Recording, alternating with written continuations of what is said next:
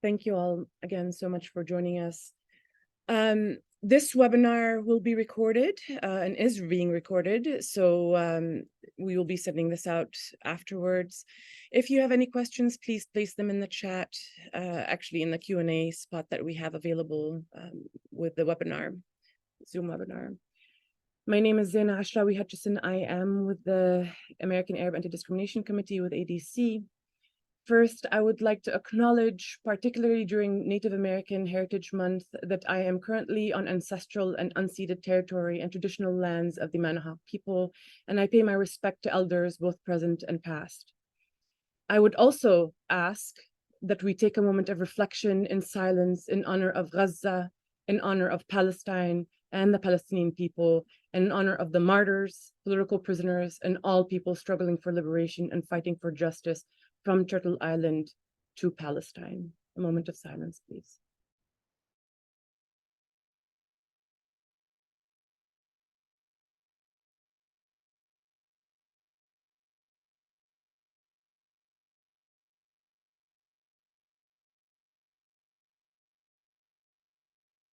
Thank you. A little bit about ADC. ADC was founded in 1980. The American Arab Anti-Discrimination Committee is a civil rights organization committed to defending the rights of people of Arab descent and promoting their rich cultural heritage. We have seen an unprecedented rise in the anti-Palestinian, anti-Arab hate, harassment, and intimidation in the past month.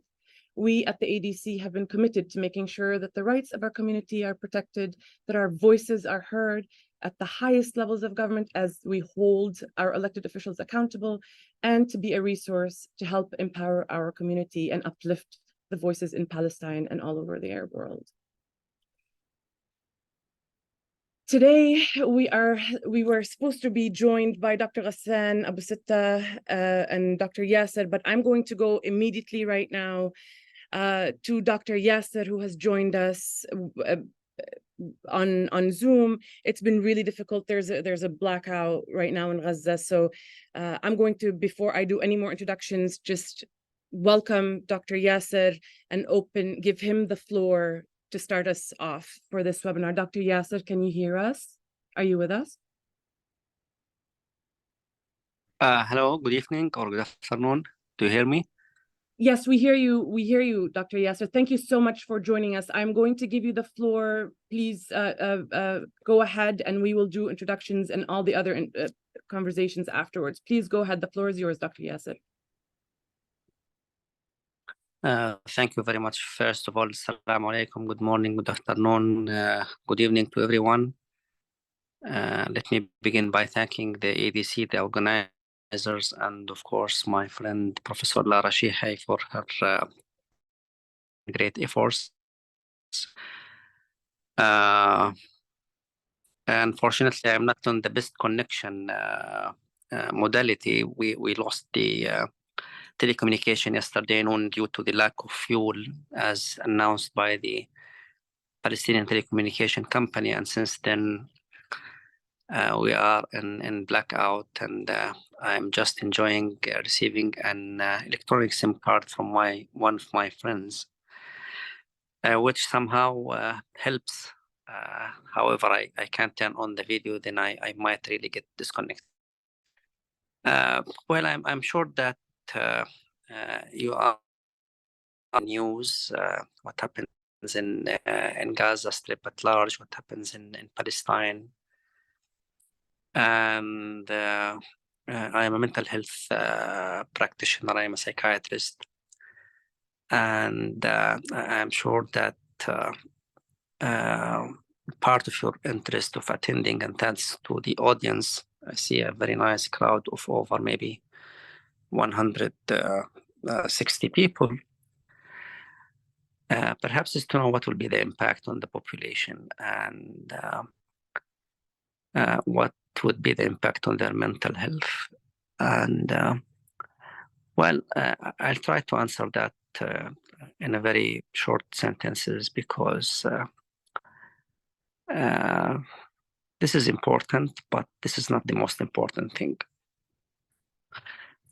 Look, more than or almost half of the buildings were destroyed. the number of the wounded and the killed, you know, the number of the killed children, you already know. The impact, whether this is related to the trauma itself, experiencing a traumatic condition that is ongoing now for more than 40 years, or whether because of the loss of the beloved ones, the loss of housing, the loss of property, the loss of perhaps jobs, perhaps your nice place, your small garden, the memories that you had, etc., etc. That will impact really the population. No question about that. Of course, we hear a lot and we speak a lot and we have spoken a lot and we continue to speak about post-traumatic stress disorder. We continue to discuss whether this is a Western, let me say, terminology, or that it applies to Palestinians, whether we are living under post-traumatic conditions or whether we are in a ongoing trauma, or whether we can call it chronic trauma, or whether we can call it vicarious trauma, or whether we can call it transgenerational trauma, or whatever we can. There are many that argument. There are many discussions in literature. There are many advocates who say this is more of ongoing. We are not in a post. We were never in a pre. Well, that's all right, you know. But what I want to say is that all terminologies and these all types, if I could say, are not enough to describe the suffering of the Palestinian people. And it's certainly those terminologies are not enough to describe how now. Of course, we are yet in a post, we are still under attacks, but again, from what we have seen after 2014, after 2021, the impact is going to be massive. Massive on the psychological well-being, on the ability.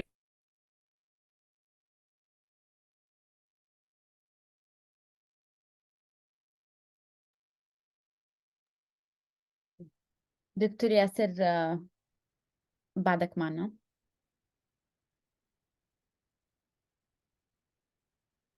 Are you here? Okay. Maybe we should We may have give him lost a him. chance yeah, let's give him a chance to hopefully reconnect. Dr. Yasser, قطعني أي وقت تحتاج. Please interrupt me any moment you need. You're able to speak. Oh, there, I think he might. Are you back, Doctor? I'm trying to reconnect, or it's trying to connect. We hear you now. We hear you, Dr. Yasser. Please try again. Yeah, okay, excellent. Okay. Go ahead. Thank you. Yeah. So, but my point is, I think the main thing is that sooner or later this is going to end. This nightmare is going to end. The attacks are going to be over. And when that happens, we will have more than 1 million people who have lost their homes. When that happens, we will see many families who have lost their beloved members. And there is a massive need for a huge intervention in the Gaza Strip, you know, at multiple levels. And let's begin with the very basic things. People will need food and water. And I'm sure that you follow the reports and you hear how the food problems are. Some people are starving, some people are lacking good food, some people are on huge lack of nutrients, especially kids. Water is a big problem. It's a big issue, and there are many health difficulties that children and adults are in Gaza Strip at the moment. And then housing, of course. Now, the issue of housing is not going to be solved immediately. It will take months, it will take years, of course. But how we are going to find the places for those people? Half of them are in schools, half of them are in staying with relatives, and there are tens of thousands who are now in tents. We see tents in Western Khan Yunis, and it's already there with more than 30,000 people. These are the very basic things that we need really to pay attention to. And then allow people to recover. What does it mean to allow people to recover? First, we need to try to eliminate all reminders of the traumas that happened. And on top of that, the removal of the rubble. It's very essential. That could take, by the way, ages, can take years. But cleaning the streets and cleaning the rubble is very important. It's very important to try to help children try to recollect their beautiful memories of their neighborhoods and get rid of the scenes of destruction, get rid of the, once something happens, happened, and it's in the mind, you cannot really delete it with a rubber, it's still there. But at least let's not make people see it every night and day and every moment. And then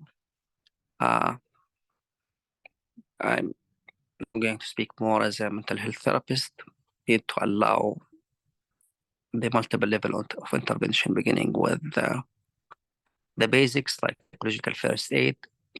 And for that, we will need to have hundreds, if not thousands of people who are trained, psychologists who are trained to provide psychological first aid. However, for psychological first aid to succeed, you need also at the same time to have resources. You need to tell people where they can find help, where they can find water, where they can find food, where they can find immunization, where they can find tools that can help them with their life, where they can find shelter, where they can find support. And then we need a lot of recreational activities, especially. And these are the very basic things. You talk to the parents, you try to talk to the kids, but you also play with them. This is very important. It's extremely important. And I say always there is a need to bring beautiful memories to the minds of the children who have suffered a lot, just to try to add some colorful windows to their rooms, to their life. Many of those families will come back to partially destroyed houses. Some of them will just prefer to stay in a tent on their land, on their fully destroyed house, because it feels a little bit warmer. It's a place that is known to them, the neighborhood, the neighbors, the relatives, the cousins, everyone. And we need to encourage that. We need to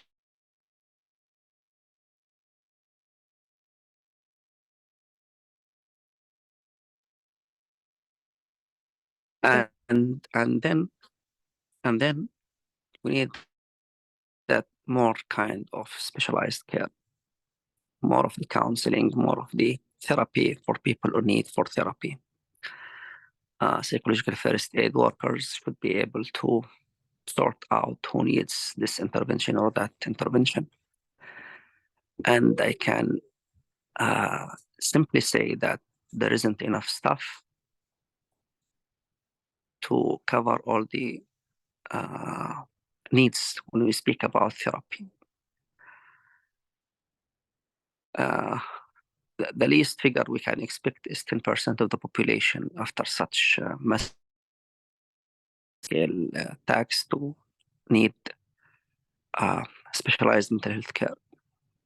So we speak about tens of thousands of adults. We speak about tens of thousands of children. The good news is that there are some good organizations on the ground. On top of them is, of course, the Gaza Community Mental Health Program.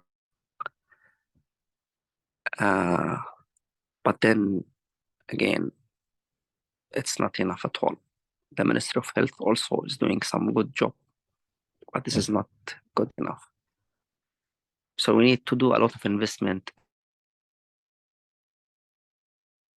unemployed psychologists who are available in Gaza Strip, who are waiting for this to get some stuff, to get some work.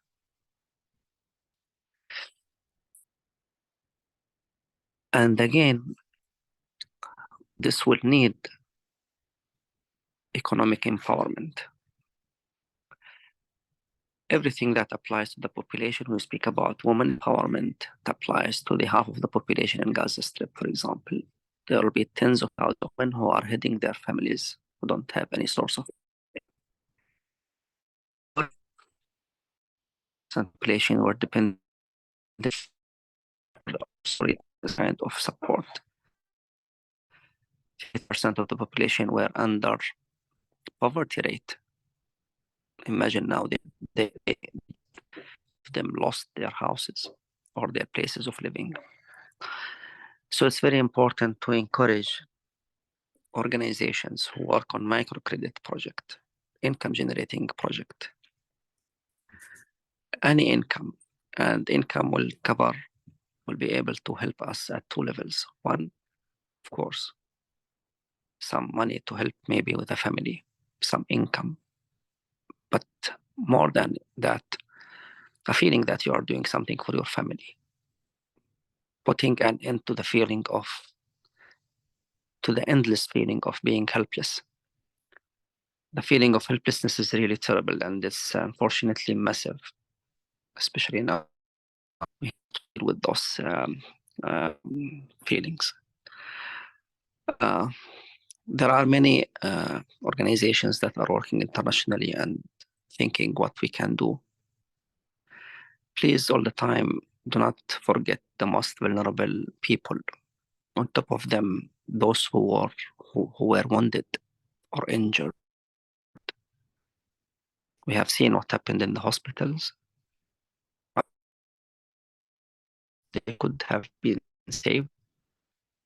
A lot of them might maybe they could be saved, but we need really to restore and to support a recovery of the medical system, of the health sector, especially when it comes to dealing with burns, especially when dealing with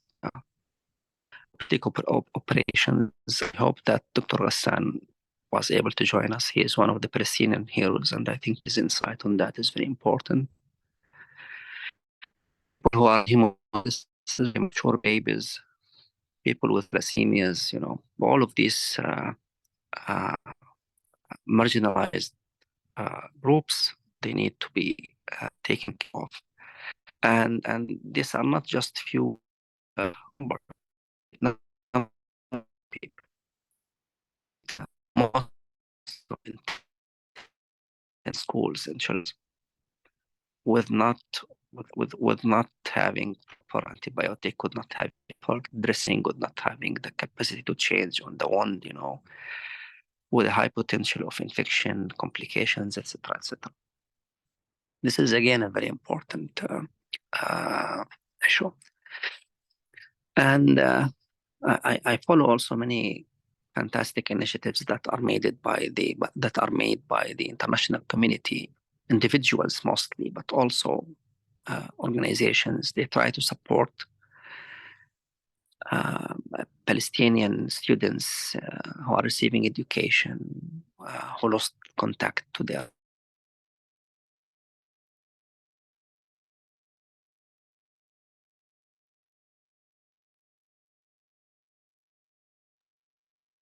way to do those initiatives to around you.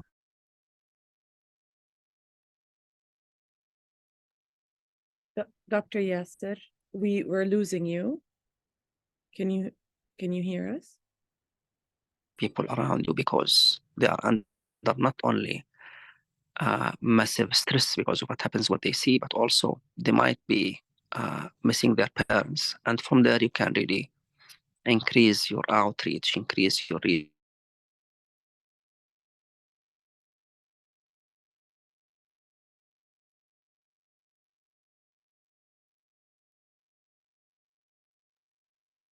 Having a lot of plans, this will not be enough.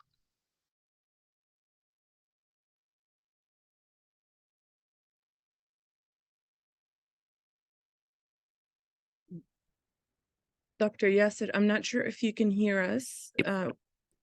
Can you hear us, Dr. Yasser?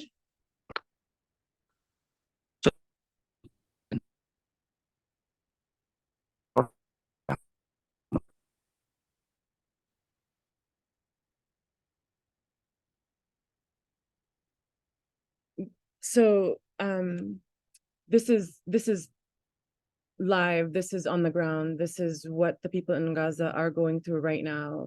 Dr. Yasser is not able to join us, and in such a spotty connection due to the relentless attacks on Gaza, due to the genocide that is happening, due to the blackout that has been enforced on Gaza by Israel due to the lack of fuel, but also bombardment of the towers. So Dr. Yasser, if you can hear me, please jump in at any time. Otherwise, I will continue really briefly with Then it looks like we did we lose him? Yeah, we lost him. I will touch base. I'll WhatsApp him right now and see if Thank you, Dr. he Thank can you. Yeah, he can end, but perhaps we can now. Okay, yeah. Dr. Yasser is back. He's back. He just got back right now. Okay, Dr. Yasser, can you hear us? Yeah. Perfect. I'm Well, so sorry. I think this is all that I wanted to say. Just to give a title for us to recover, we need the whole humanity to stand with us. That's what we need. Every individual, every organization, every government, everyone. That's the most simple thing that people can do. Thank you.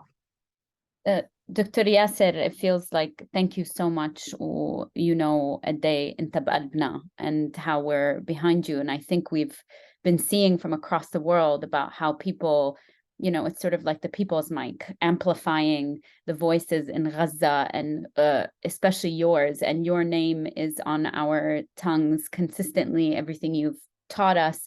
It seems like just yesterday you and I were in this conversation live in DC, right? And having this conversation, one of the things that sticks with me is, there was a question about how do you help when the material conditions are like this? And you said something as simple as, we remind the children that they can still at least laugh, that their dignity is not taken away from them, that they are human beings, that they will remain Palestinian, that the land is theirs. And so as we rally the world, and especially in mental health, there are a lot of organizations that are rallying behind Gaza and behind Palestine in a way that we have never seen before.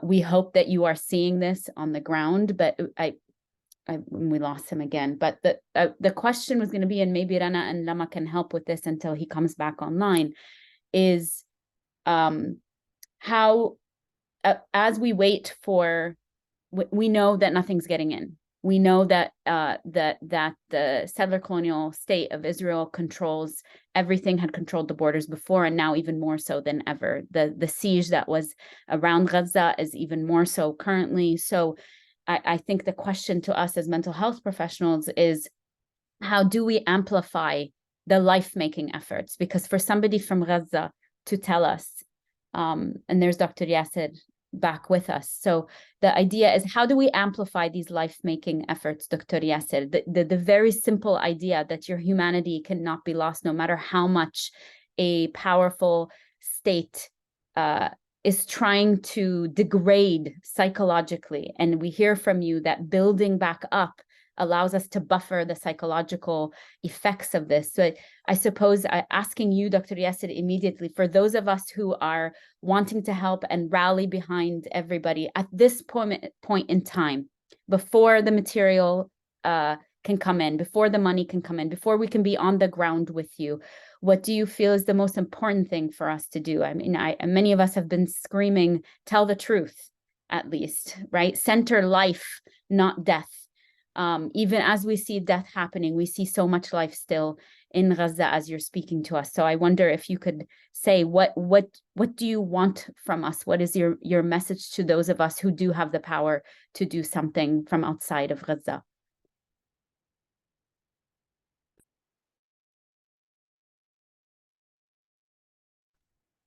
Well, first, plan your intervention.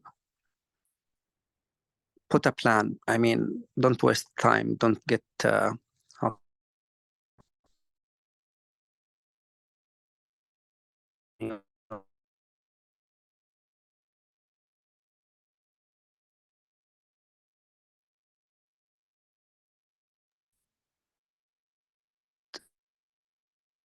مش سمعينك هلا. I think we went.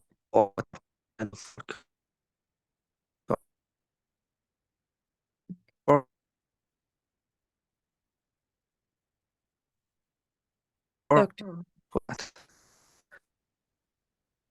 اللي سمعنا إنه plan your intervention. Yeah. تفضلي رنا. If you may allow me, good evening, everyone. And Lama, my colleague, and I were asked to jump in case Dr. Yasser was not able to make it, and Dr. Abu Sitte obviously could not make it, and to be the voices of those who are systematically being silenced. Of course, we will never be able to take and really be their voices, but we try. And I think listening to Dr. Abu Sitte a few days ago when he was addressing the Palestine Children Relief Fund, PCRF, he said about the plan that when people want to come to Gaza, come with a plan, come prepared, don't come and expect us there in Gaza to be there for you and to tell you what to do, because we are already exhausted. The medical team is exhausted, everyone is exhausted, and we don't need people to come and nag and tell us what do we do. You've seen what's happening, you've seen everything, you know, whether we're talking about medical staff or we're talking about mental health staff or we're talking about the ordinary person. Everybody saw the devastation, the genocide, the brutality. Everybody saw what's happening to Gaza, and Dr. Yasser explained it. People lost their loved ones, people lost homes, people lost, there is a very profound feeling of loss and grief, and therefore we don't expect people to come and tell us do this and do that. Please come, whoever want to volunteer, come prepared, come with a plan, come and think what do we need to plan before we go, so that we are not a burden, but we are really helping there. I think that what, of course, I mean, what can we say to add to Dr. Yasser? In Arabic, we say, you know, like, if you have the water, then you don't need the soil when you are preparing for prayer. So he is the one on the ground. He knows what is needed. And of course, because we're talking about mental health and mental well-being, the most important thing is to bring back the dignity for the people, to help the people again live and be able to live. And I think now in our preparation, Lara, we have to give that hope to the people that we are preparing for them for the next step when we will be ready for them to help them live again.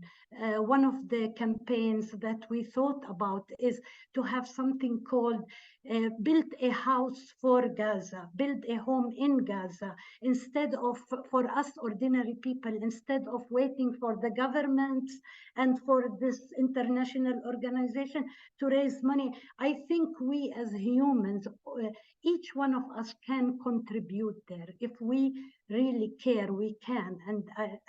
And I think this is a very important thing, is to give people the hope that yes, one day this is going to happen, and everybody in the world is thinking about you and want to hold you and contain you and want to tell you that we feel you and we felt you all through, and we are there really concretely standing by you.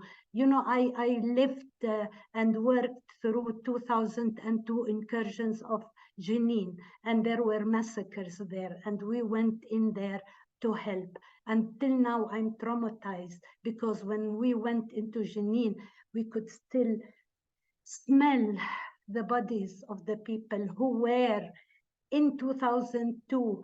The hospital in Jenin was forced to bury people, and bodies were in the grounds of the hospital in Jenin there, because nobody could really properly bury the dead. Until now, because at that day when we entered, they were removing the bodies in order to properly bury them. Until now, I am traumatized because the smell is still in my nose, and I can never get over that. I've been in Gaza in 2014, and I've seen the devastation.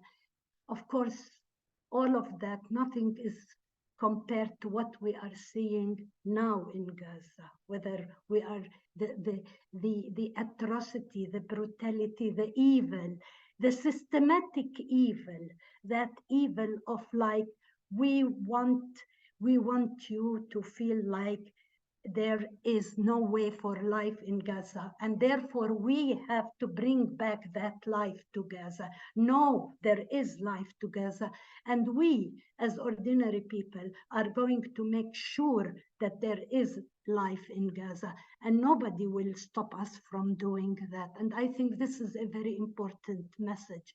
And I think that the other important message, whether it is for organizations or for individuals, is each one of us to be the voice of Gaza, to talk about what's happening to Gaza, to rally, whether in demonstration or to rally decision makers, for them to be able to see humanity, to be able to stop believing fake news, to stop dehumanizing us as Palestinians, to stop the process of what Nadira always said, the unchilding of the Palestinian child. Our children are children like every child in the world, and our mothers are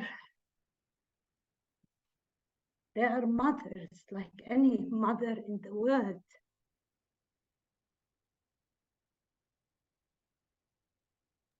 Thank you, Rana. رنا أخذ عنك شوي رنا. يعني Yasser ورنا really said everything that can be said. You know, we're all devastated here, in so much pain. You know, I also want to acknowledge that I am on the land of the Lenape people, which we know as New York. I want to say that you know, it's you know, it might be overwhelming to hear all the things we have to do. There are things we could do now.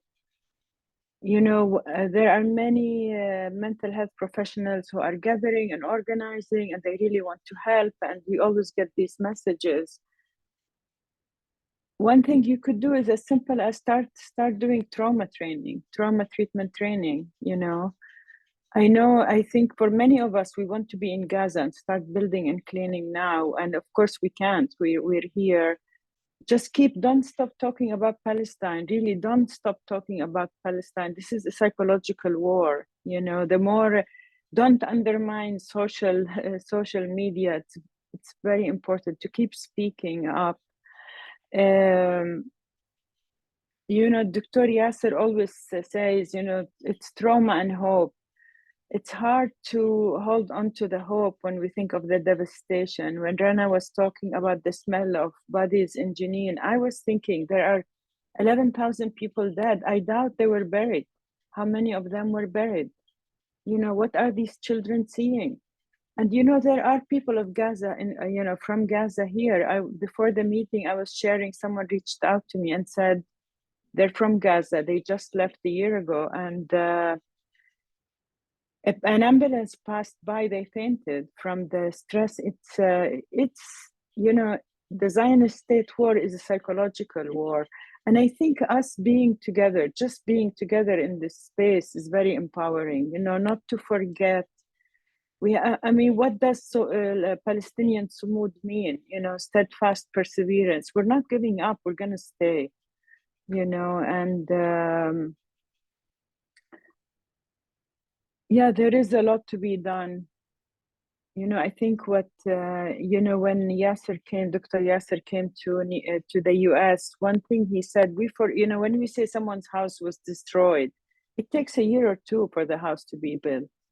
You know, there are certain details we don't realize, we don't understand. You know, we think of numbers, we don't know the little stories. I think these are very also important to add and expand. I'm gonna stop here.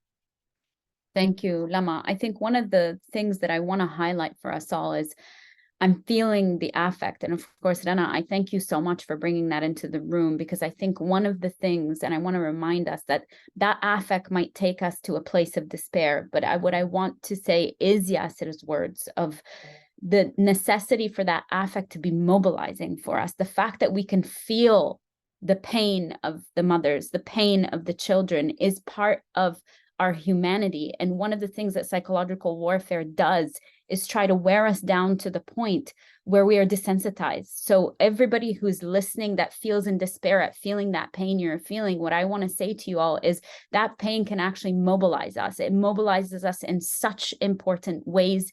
Don't turn away from it. That is what they are asking us to do, is to witness this pain. But like Lama is saying, like Rana is saying also, is coming together and saying that's not for naught.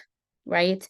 They're not suffering for us to then turn away from this and forget. And in fact, if we're talking as mental health professionals, part of what's so important about the truth telling, about speaking Gaza, about reminding people that there is life, it is not just death that's there, it is life, it is people who have the power and will to live despite the aggression, and despite the aggression that did not start on October 7th or October 8th, right? This is a long process that has been going on. Is one of the things that abusers does is make people think and implant in their heads that no one cares about them, that everybody has forgotten about them.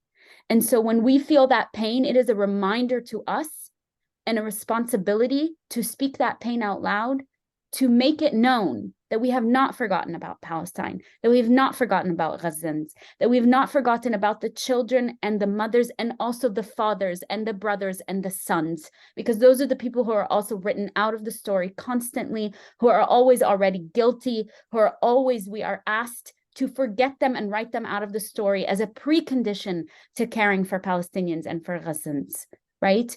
And so as a reminder, the pain we're feeling in our hearts is a reminder that Gaza still lives, that our siblings still live, and that it's our responsibility to carry that forward and to speak the truth, to constantly speak the truth as mental health clinicians. And like you said, Rana, also to rally ourselves and say, what comes next? It is not part of why we find ourselves on the back foot, is we are always, for the past 75 plus years, responding in times of crisis. There has never been a moment in which there hasn't been a crisis, whether it's Jenin or Nablus or Quds or, Sabra Shatila, right? Let's remember all the times there have been massacres. And here is a moment for us to say, and the world is coming together in solidarity to say, what comes next? We refuse that this is an endpoint, even though that is the psychological warfare, that we are all being asked to take and hold, that this is an endpoint, that this is an endpoint for Gaza, and this is an endpoint for Palestinians. What we know, what we heard from Dr. Yasser, and what we're hearing here today is that this is not an endpoint. In fact, it is a starting point, it's a continuation. It's an ongoing promise that Palestine will continue to live and it will be free, right? Tfaddali, Lama. You know, I want to add that, we've passed a threshold. Now people know what happens. We've been screaming it since Deir Yassin. And now Lara mentioned Sabra and Shatila. There was a report that came out from the UN Commission, the McBride report. If you read it, it's Gaza. It's like they're talking about Gaza right now. And it was covered, and that's when Edward Said wrote permission to narrate. Now we don't need permission. It's all over social media. And people are not going to forget. People are not going to forget. But go ahead, Rana. But we have to keep reminding the people that you have to keep talking. And that's not only now because what's happening in Gaza, but because the Palestine and the Palestinian will continue in the suffering if we don't speak out and say there has to be an end to that Israel has to be accountable to the murders and to the atrocities and to the genocide and to the ethnic cleansing and to the forced displacement. What got us here is that everybody left Israel not to be accountable for its actions. That's where our responsibility, and they have been very well, I can't say really successful, I think not really, but they have tried systematically to silence us, to intimidate us, to always try to say that there is one narrative and that's theirs, and our narrative has always been suppressed. But I think that now our narrative is very clear, but we have to keep on saying it. We have to break that intimidation cycle.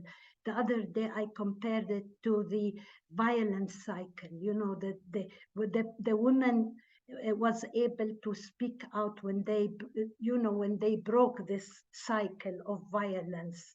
And now I think it's very important for us to break that cycle of intimidation, where everyone is intimidated and everyone by any means possible, whether it's all this sophistication of the academic language and whether this is true and how can we prove it, or any kind of this allegations that Israel has been systematically using since 1948 to bring out their narrative and suppress ours. We have to fight it. We have to enforce our narrative. We have to break that cycle of intimidation, and we stop the silencing. You know, as a Jerusalemite, as a Palestinian Jerusalemite, I live in Jerusalem. I work in the old city. You know, we cannot move. You know how they with their body, the soldiers, the Israeli soldiers, they intimidate us, that stop us from even moving within the old city. It's every day. It's a pain to go to my work, to walk in the old city, and to be able to go to work. People have not been able to go to the mosque for the past 42, 43 days. Any person cannot enter the Al-Aqsa except very old people. They cannot even go to pray. And this is all this intimidation that you just can't. The other day when I was walking into the old city, this soldier began to search my bag, and he put in his hand and he took out my phone, and he looked into my phone, and he looked into my keychain. Imagine these kind of things. For them, supposedly, is threatening them, whatever I have on my phone or whatever picture I have on my phone. And when I said to him, "What are you doing? You are barging in my privacy," he came with his body like that, and he said, "Now you cannot enter. Go home. Go home." And he insists on speaking Hebrew, which I don't understand, for more intimidation. So this intimidation is that we have been able to get away with all our actions all these years. Why not now? But it is all of us, you, me, and everyone, are the ones who are going to tell them now, no, you cannot get away with your actions. No, you cannot get away with genocide. You cannot get away with being so evil, systematically evil, systematically a colonialist, which is actually colonialist in all ways. And we have to break also the silence of the West, and also the complicity of the West, which is basically saying that we don't see you as Palestinians. No, we are here. You're going to see us. You're forced to see us because we've been here for the past 75 years and will continue to be here. Nothing will take us away from our home. Nothing, nothing. I mean, nothing. Whether it's Jerusalem, whether it's Nablus, whether it's Haifa, or whether it's Gaza, we are going to stay in where we call home. Nobody will take that from us. And we need your help. It's so important what you're saying, Rana, because, you know, this is what ties into Lama's point about this is a psychological war as much as it is, right? We all know that if the United States the second day had not provided arms, that this would not be happening. That is important for us to call out and also to recognize, like you're saying, intimidation, from small intimidation to big intimidation, harassment, firing people from their jobs, making sure that students can't speak, that this is part of a harassment campaign. And I'd like to note that, you know, it's like a muscle you flex to constantly tell the truth and speak out against harassment. It is called reality testing. This month, in the context of the United States, is Native American History Month. Part of the reason we start with land acknowledgements is a way to speak back to colonial logic that would have us forget every single day that we are on stolen land. The reason we say it is not performative. It's to remember psychologically every single day. I wake up every single day and I am on stolen land. It is the same thing you are talking about in the context of Palestine, whether it's in Palestine or outside Palestine, to speak that this is Palestine and what is happening every single day. And the more we practice, and this is a psychological tactic I'm talking about, the more we practice speaking truth against hegemonic narratives, the narrative that takes over, feels all-encompassing, but that is part of the psychological warfare, is to truly entice us all to believe that there's no breaking through. But we are seeing that it's breaking through. We are seeing our siblings, even in Gaza, underneath bombardment, breaking through the hegemonic narrative. That is what Gaza has changed the world for this reason. We all know that these lies, this is systematic lies, systematic harassment, right,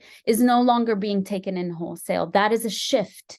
And it's our job to sort of break through all these sort of seams that are breaking through, is for us to push, to continuously push, and have the same sort of global solidarity with indigenous peoples everywhere that have been able to correct history, that have been able to reclaim and say, no, this is a history, this is our land. And that is part, and Palestine is at the center of that right now in this moment too. Lama, did you want to say something? No, I'm just to support what you're saying. I mean, as you're speaking, I was thinking there's something called affective solidarity, which is the solidarity we have in all, you know, Kashmir. I want to quote the MDN collective here. Says, you know, about Lara was mentioning land acknowledgement, and they describe how the Palestinian struggle relates to decolonization here. They say, just as we fight and organize to reclaim land here on Turtle Island, our Palestinian relatives fight and organize to return to the land and for the land to return to the people. You know, we're not alone. We're with so many people. And I feel, you know, Nadira Shalhoub once told me, there is no such thing as half Palestinian. You care about Palestine, you're Palestinian. So we're many people who are going to change what's happening.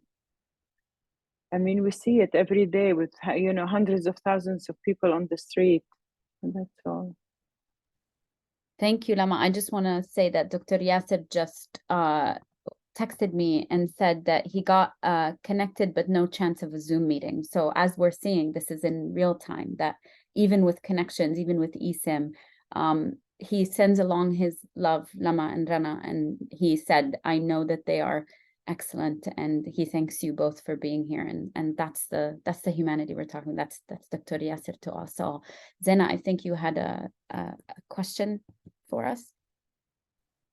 Well, I mean, this morning I was, like all of us, catching up on the news, and one post that really got my attention, and I think it's really relevant now, was a post from a young lady in Gaza on the ground who has been traveling all over Gaza, recording and documenting her personal experience, both, you know, her seeking refuge, her raw emotions, interviews with children, interviews with adults, seeing things that nobody should be seeing or experiencing.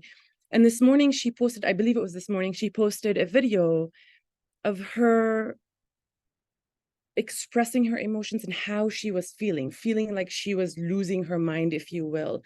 And I wanted to play that video for you all and hear your comments on it, because I think it's extremely important.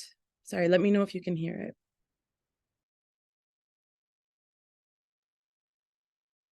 No, we can't. Try again here, 1 second. If we can restart the video maybe and see if we can. Sorry for the technical difficulties. This has been, you know, I'm just in the background. If you folks could comment on the video, and I'm going to try to figure it out to share it with audio. Sure. And it's really important also, once we do share it, please follow her, please support, not just, you know, there's so many ways to support, but please follow the people on the ground who are trying to get the message out. Rana's on the ground in Jerusalem, and I think that's also really important, because we often think of this as separate entities in Palestine, but Palestine as a whole. We are all working for Palestine as a whole. Right now, Gaza is experiencing horrific genocide, but we can't forget about Jerusalem and the annexation of land and the ethnic cleansing of the homes and the people in Jerusalem, as well as the attacks on Nablus and Jenin currently happening and across the West Bank. So please follow the people on the ground and support them on social media as well. Dr. Lara, I know you and I had discussed the video really quickly before we started. Do you want to go ahead and start while we figure out the technical difficulties with it? Sure, let's see if it works now. It should work. Okay. And then my family tried to calm me down, and I realized that I was like, everything was like a delusion. It was not real. Today in the morning, my sister she's saying that I'm hearing screaming all the day and night inside my head, and my mother is hearing raining. So what is happening? I don't know, but we're losing our minds, we're losing our sense. Allah, Zigna, we're so bored of this. Zigna. Yeah, and we see at the end she says we're over this. It's enough. It's enough, right? It's not just boredom. It's enough. The video started. We didn't hear the whole video, but the beginning she was saying how she woke up at 2:30 a.m. screaming because she thought she had seen white phosphorus bombs and tried to cover her face to be able to not breathe in the particles and sort of white phosphorus. And I think this is an important piece, and I'd like your input as well. Folks around this, is that, you know, there's a way in which we can look at that and characterize it as, and she says it feels like we're going crazy. And I think there's something really important when we're talking about reality testing to say that is crazy making, to think that you are going crazy when we do know there are white phosphorus bombs.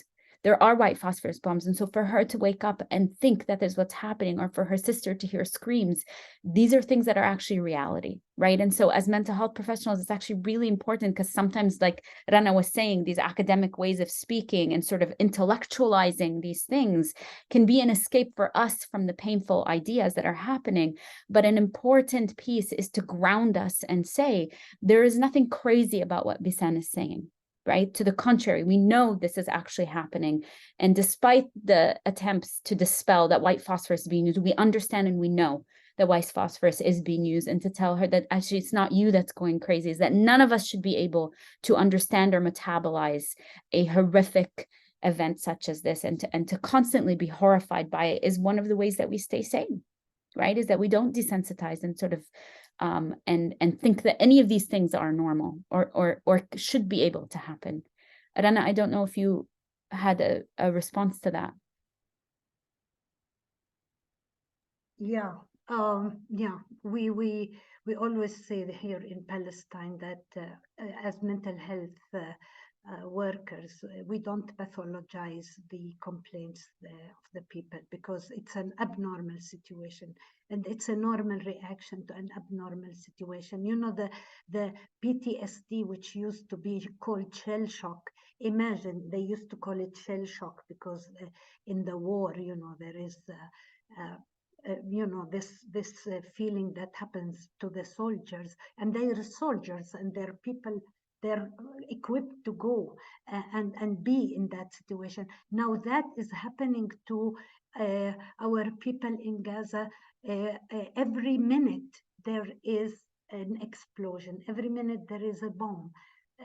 You know, the other day, because I saw also in the questions there about the faces of the children, some of the faces are blank. You know, I was talking to a colleague in Gaza because she was telling me that she is so worried about her child. He's 2 years old and he's not interacting. You know, he was they were in the house that was bombed. He lost his grandmother and his aunt, and he got very bad burns, and he's now in hospital for the past 2 weeks. His mother also has burns. His father has multiple fractures, and he had so many operations. And she says that she wants him to interact. She wants him to play. He doesn't. He's just sitting there freezing. And in a way, I said, maybe that's what he needs at this time. Maybe if he's overstimulated, then he will get back all these, you know, like nightmares, all these, you know, memories, these traumatic memories. Now, I'm saying that because there isn't anybody who is specialized to be there with her to accompany her. So at this moment, what she needs is not to feel so anxious and worried about him, because maybe this is his way of dealing. And if she tries to stimulate him, maybe then she doesn't know how to work through with him on this level. And we even feel as mental health workers, we cannot really do this because we're not able always to communicate. One day we communicate, the other day there is no communication. So we cannot have the people depend on a non-dependable actor, not because we don't want, just because we're not accessible to them. So sometimes what we need to stress is that no, this is a very normal reaction to a very abnormal situation, and the abnormality has to be removed before we are able to actually deal with the consequences. So that's why now all our attention has to be to stop the war. That is our main thing that we have to work on. Stop the war, stop the suffering of the people in Gaza, stop the war. So this is our main goal. Before we talk about the day after, before we talk about anything, I think this is our main goal, to stop the war. Lama, تفضلي. You know, as you're speaking, Rana, I was thinking, first of all, you know, I worked, you know, I've been kind of exposed to cases in Gaza before what is happening now. It's, you know, it's such a strange, unusual circumstance to live in this condition. You know, literally an open air prison. You know, we forget we kind of repeat these words, they don't have the same impact. The other thing I was thinking, I mean, if you think about it for a second, we're asking for a ceasefire.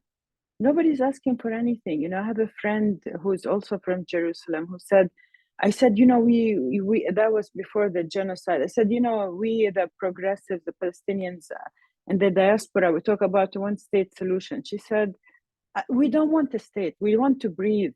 We just want to breathe. You know, I don't think people understand the different, what Gaza is going through right now. It's just extended, but it's been happening for so many years, again and again and again. You know, a friend, you know, I don't know if this is the right time, Lara, someone from Palestine sent me a message who wants, she wants me to say it. She doesn't want me to disclose her name. Always the right time. Yes, please. Always the right time. And it's like always, you know, we always hold the tears, but it's not tears of defeat, I have to emphasize, you know. So she wrote it in Arabic. I'll try to say it in English. Is you know, don't be misled by this is ISIS and this is Islamist and this is, we're of all religions. We don't, it's not about religion. You know, we are Semites. You know, this person who wrote saying, we are Semite. We need your voice. We need the world's voice. This is how we're going to be saved. Because the superpowers, even the UN is run by the superpowers who won the Second World War. They're not going to take care of us, you know. So don't be misled that Hamas is you know, is Islamist and we have to destroy them. And you know, we have to be very discerning about the words we use. It's very important. You know, and this person, I mean, probably, maybe it's worth repeating. You know, we're talking about a nation that was isolated, jailed, oppressed, and they, what do, you know, if you think about it, like, I'm gonna sit and beat you to the ground, and God forbid you raise your head, then I'll cut it off and smush it, you know, and the world's not gonna do anything to me. The image that Rana explained, it's so symbolic of the US, the international relations. I have my body and I'll do what I want. You have no power to do anything. And really, we need to kind of, we need you. We need every voice. Just don't stop talking. Don't forget, you know, please don't forget. Just keep talking about Palestine. Thank you. Okay. We've been sort of trying to see, and we have a couple more minutes, and we've been trying to see what's the best thing to. We're seeing a lot of folks asking questions. One of the things that keeps coming up again and again is what can we do? And I think Rana, you said it perfectly. It was like we're being told every single day what we can do. The biggest thing right now is to stop the war and not allow our narrative to be taken over, right? It's stop the war and then stop the conditions that create suffering to begin with, which is a settler colonial regime that has been setting the conditions for 75 plus years. But there are stages of asking what's important. It's like prioritizing what's the most important thing right now. Immediately, it's to immediate ceasefire and to not put, to sort of join the forces all around the world, those who are stopping ships from being loaded, those who are stopping business as usual, those who are in the streets, students who are refusing to let universities get away with complicity as well. There's one question that's specific and perhaps that's helpful is for folks who are trying to, I mean, we've seen all these sort of asks for mental health care and you know, are there any organizations right now that are providing care, whether it's online or anything? Where can folks get plugged in? Where can they hear more about this? Where can they offer their services? I will put a plug-in on the side of for in the context of the United States for folks, and then Rana and Lama, maybe you can organize your thoughts about this. Is, you know, organize it before Gaza opens up. Organizations like the ADC and Palestine Legal and all these folks who are representing us and who defend our rights to do this sort of speaking that we're saying are the people that I would very much say, please support them. There are emergency funds that are everywhere that are allowing us to do these webinars, are allowing us to uplift the voices, that are allowing us to say, no, we are not going to be silent and complicit, like Rana is saying. So that's my plug on the side of on the context of the United States. But Rana and Lama, if you have other organizations or what are immediate things that mental health professionals can be doing right now?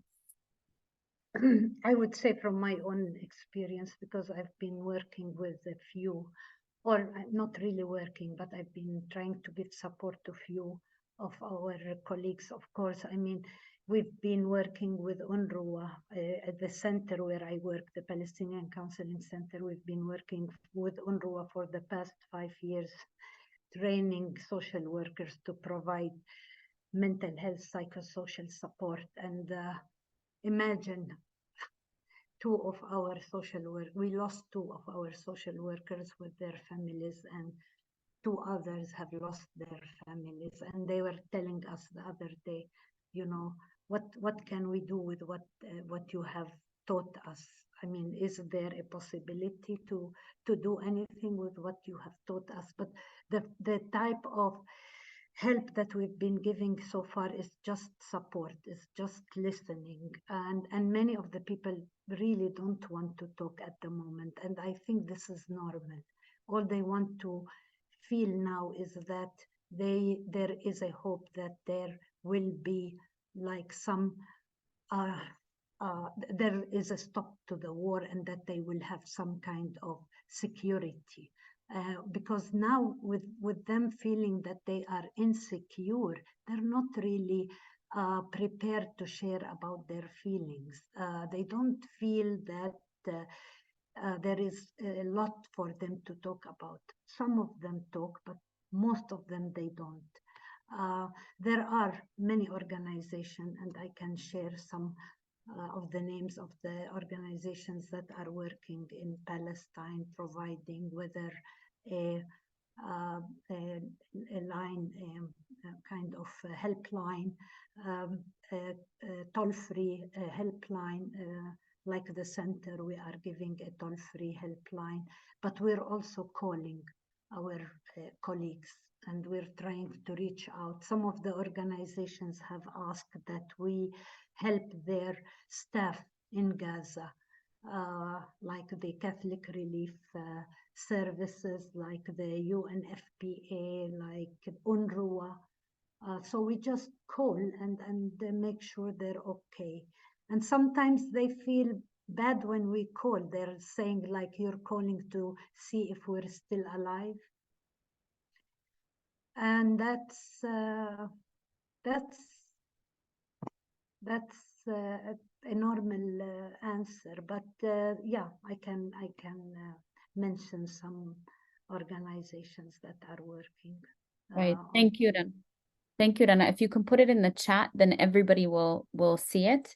Because I think there are many questions about who can we trust. We understand that you want to get relief to folks on the ground. What we know, what we understand, and if anybody else wants to correct me on this, is that there is nothing being allowed in currently. We will need, remember, there is going to be a period of rehabilitation and rebuilding, as Dr. Yasser has said. And so, but for the moment now, Rana is going to place some organizations in there that you can trust. And also, to repeat on my end, organizations like the ADC, like Palestine Legal, these are central to keeping our fight up, because this pressure campaign we have to put is part of that as well.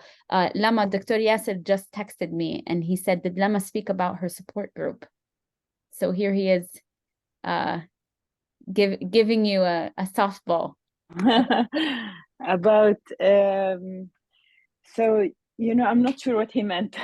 Not sure what he meant about the support group. Maybe, I'm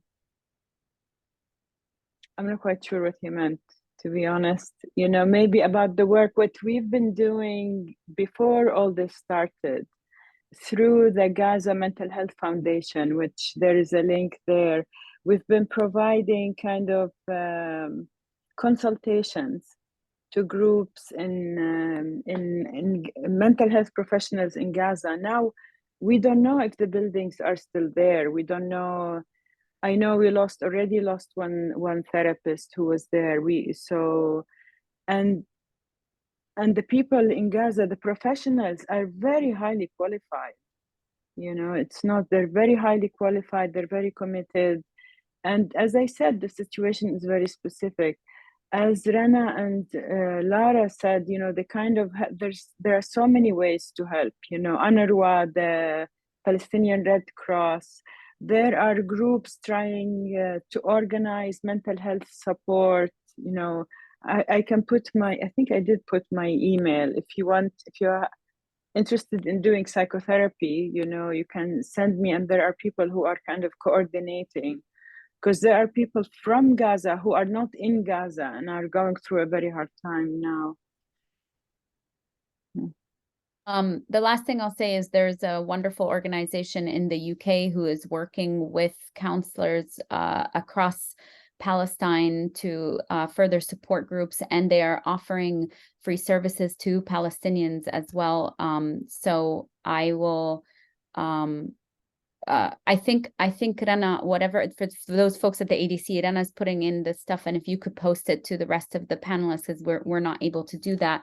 It's called the Red Clinic, and you can donate to their efforts. That when we donate to the Red Clinic, people are able to be seen for free. And so Palestinians from all over the world are being able to be seen for free if you donate to the Red Clinic. And I will post that as well. But just for folks to know, it's www.redclinic.org/support. So these are folks we know and we can vouch for, and we know that they are reaching direct people as well. Thank you to those in the ADC. Zena.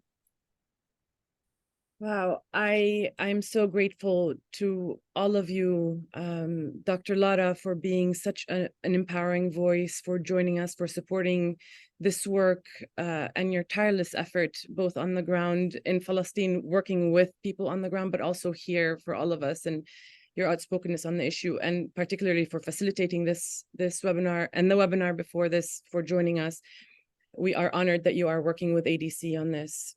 Dr. Lama and Rana, thank yous for stepping in at the very last moment to elevate the Palestinian voice, to uplift the people of Gaza, and to share your expertise and your experience is invaluable to this conversation. We are grateful for you being here, and we hope to continue working with you moving forward.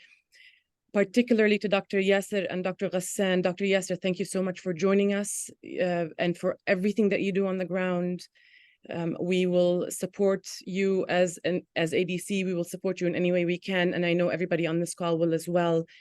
And Dr. Ghassan, it's unfortunate that he wasn't able to be here, but we know that he is saving lives. Dr. Ghassan and Dr. Yasser are on the ground, not just surviving a genocide, but saving lives during a genocide. So grateful to you both for your willingness to join. When we asked for them to join, they immediately jumped on this, and they said absolutely.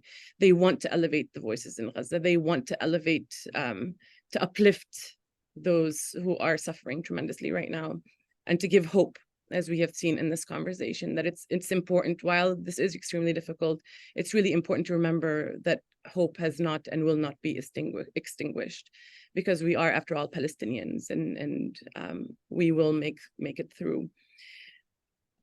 Finally, the ADC will have as many resources as possible that were mentioned on this call, and more, hopefully, on our resource page. There's a mental health hub resource page that we have created, and it'll be placed in the chat if it's not already.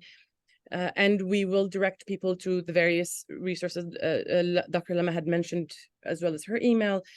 Will be placed there, and other contacts. This is recorded. It will be shared and will also be on the Mental Health Hub. This is the second webinar, and we hope to continue with this conversation. Again, thank you all so much for joining us, and in solidarity now and always until liberation. Thank you. Thank you, Lara. Thank you, Zena. And thank you, ADC. Thank you, everyone. Yes.